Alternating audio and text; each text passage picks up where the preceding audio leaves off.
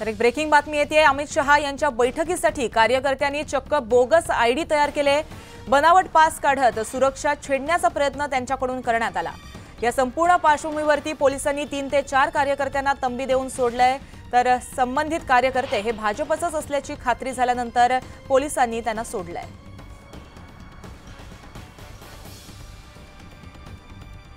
तर याबाबत आपण अपडेट जाणून घेतोय आमचे प्रतिनिधी तुषार रुपनवार यांच्याकडून। तुषार, नेमकं काय प्रकरण आहे, काय सांगाल? मुख्यमंत्री एकनाथ शिंदेंनी नायर हॉस्पिटल घटनेची दखल घेतली।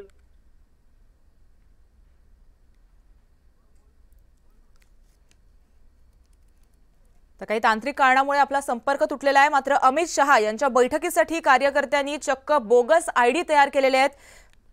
बनावट पास काढत सुरक्षा छेडण्याचा प्रयत्न त्यांच्याकडून करण्यात आला। या पार्श्वभूमीवरती पोलिसांनी 3 ते 4 कार्यकर्त्यांना तंबी देऊन सोडलंय।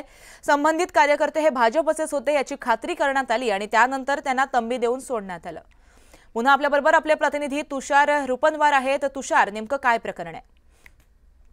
थोड्याच वेळामध्ये आपल्याला योगी सभागृहामध्ये दाखल होताना पाहिलं। मात्र योगी सभागृहामध्ये अमित शहा यांच्या सुरक्षेच्या कारणास्तव प्रत्येक नागरिकाला आयडी कार्ड देण्यात आलेलं आहे आणि आयडी कार्ड कालच वितरित करण्यात आलेलं आहे।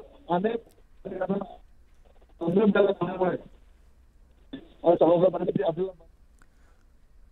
धन्यवाद तुषार, तुम्ही दिलेल्या माहितीसाठी।